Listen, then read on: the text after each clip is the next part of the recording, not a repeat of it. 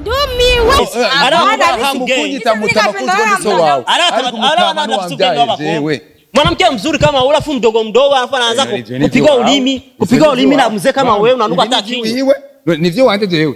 Baba. Ona uyu mutama. Reka ndababwira ababanyi mwumve neza. Uviriza. Uyu mutama akana gato ariko arashira mu kamera agaceta muri ururimi nibindi. Au naiba afu nateneka tawa usikia taa. Mimi sielewi just zingine mnanianza. Uza kuposti iki kiganiro ndamukatama. Akura yalapi. Sotu. Ndakwija. Mzee ndakuvuma. Hema jinda bareka. Yala. Ah. Tutu. Yala. Mungu wangu.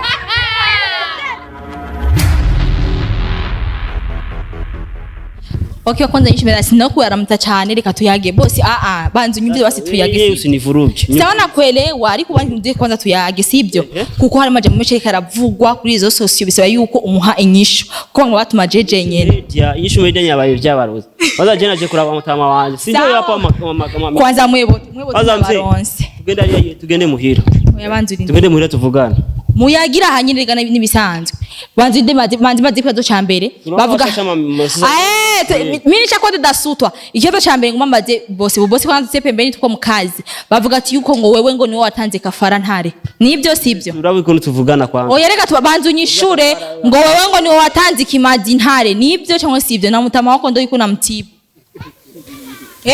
tutie bosi pembeni tunaenda kwenye kazi kumaze kumutanga ntare nanje bazontanga sibyo tubwire nyumbani kwanza tuongee muzee tuongee basi reka hiyo kwanza bobo nutimie kamera mama yangu bosi tuko tunaongea sibyo ishuru basi ico kibazo navuga ati ko ngo wowe waramutanze ikimazi ntare kumaze kumutanga ntare nanje ndumukozi nanje zontanga nta kimwe nyishura basi ase nishakoda dasutwa jana mu commentaire cyo akora bivuga ko ari wamutanze ikimazi ago kuko tuce tubona after uchugura ni modoka harimo tubiri ninaja muri Amerika ho bazavuga ati go kuko ikuru tumuzi accident ari ngumye nta modoka yo guha ya bosi tutepembeni kwanza acha tufanye kazi ndira kwanza wewe none ivyo nibiki bahe nibiki mwa niko ndamuwaze kare karanka kunyishura umva kafisemo ka basi twafujo sasa hapo bosi acha tuongee basi ngaza tuongee basi to kwanza reka tuvugane ibintu by'umuryango mu muryango mari kuja mu nzu simwibara wewe kama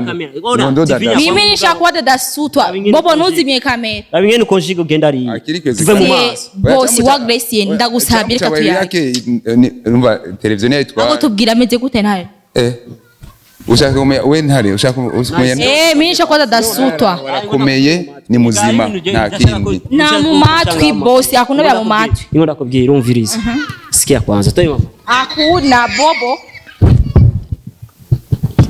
umviriza kwanza kuri deva mic okay just still ku kamera okay sidi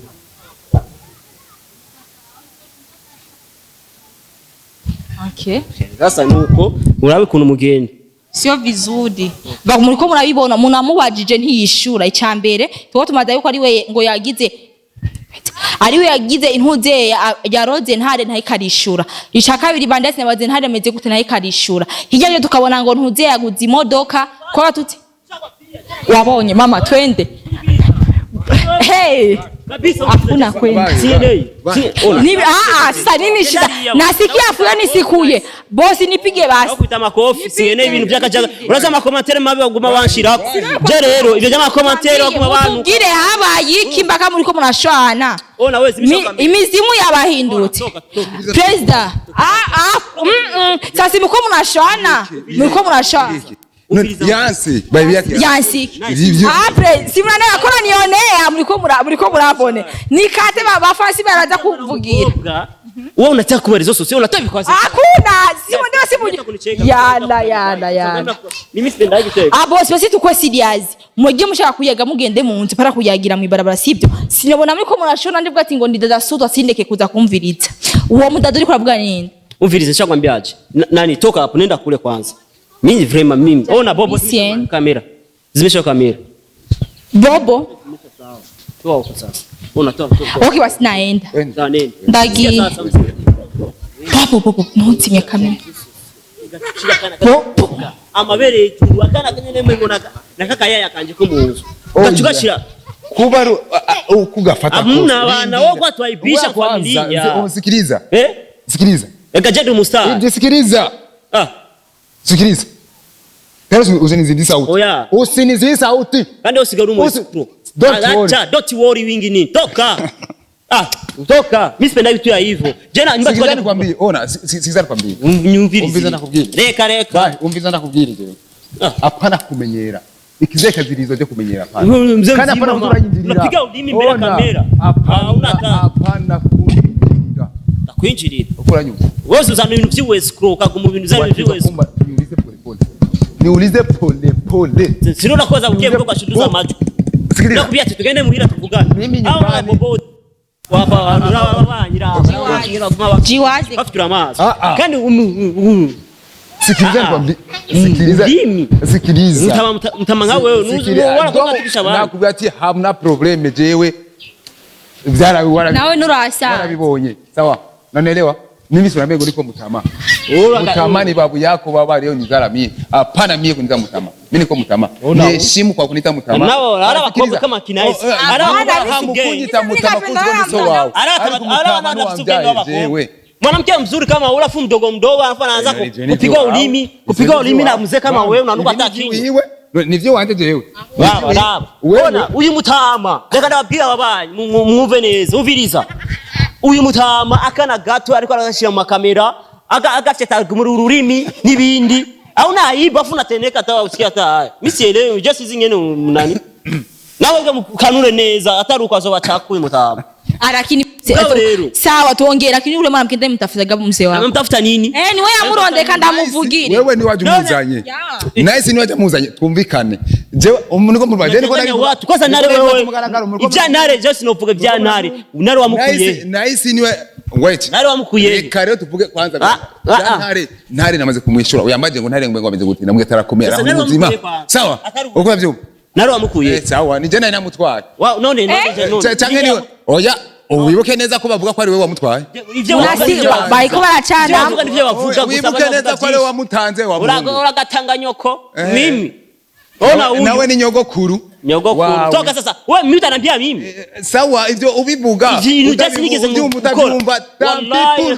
reka ndakubwiza ukuri bige bintu byawe byamangetenge tuguma ndabiturire uruko atana ibintu byo urofa gusoka wanu ngende biki gendo turi we umwana w'umukobwa muto we peti sikiliza nikwambie peti ni baba tami usikani furuga mzee je urazikora je oya sometimes jameni nicho kitu avuga ko ari we batanze ntare none urumva kanyaru sijya abana bakobwa bezariya bariko bagutweye banwenga batanwenga nibo bagaruka bakandaba nikarakira ataka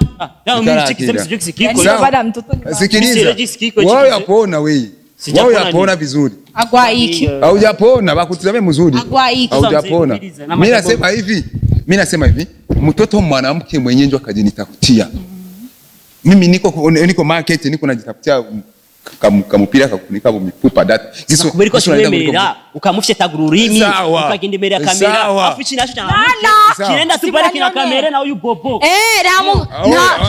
nta mukatu guma imbere yicaye irega na mimi namsemea president na makosa ibintu by'ubusutwa je sindabikeneye nari yambara ikirote cha turu akati je niyo mpamvu zigezo guma ndabirukana rega wewe peti hari tutazi reka ndakubwira igituma reka ndakubwira igituma we hari tutazi ibiki igiti jewe tumvamwo umve igiti je mbamwo sicho kurigwa n'uwari wewe amana washa kutumikia hiko ombiriza igiti je mbamwo ombiriza ndagusubiriremo ona kafukutu anabakana msogelea mficha tagurane sasa mimi sasa Jesse ndimo bahi nice wewe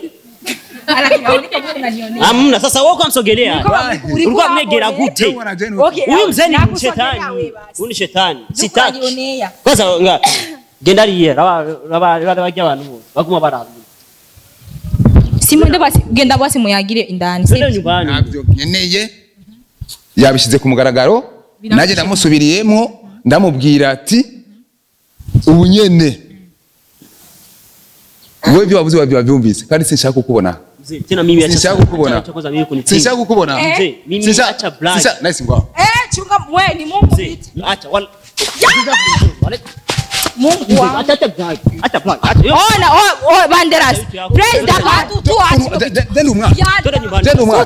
Deni umwana twara. Deni umwana twara. Mana ngati ngo ndiko ndabangurukanya abagabo isi bara. Reka. Muze acha basi. Ule mtoto akana muyugwa. Sawaga kumukishimira kamera. Ingero ni wewe nyewe. Tutu biache tutu. Utama wanje. Tutu biache sasa tutu. I say biache basi. Washoko bwara hizi. Ega isase va kuchuma. Ndakwerekera. Hapana. Ndakwerekera. Nilana kupiga baba. Piga baba. Mwenda bareka. Reka ngene. Reka ngene. Bishe. Pole sasa. Wende sasa wende. Kandi gute nimwatseka. Yani ibi bitu ibi mwatachitana. Mwambe manager. Deni umwana muhira ku nguvu. Kwanje sindi umwana. Uviriza kwanza. Uza kuposti ikigano ndamukatama. Akura yarabi. Tutu. Ndakwica. Mzee ndakuvuma. Hema jinda bareka. Yala. Tutu. Yala. Mungu wangu. Ndumiwe.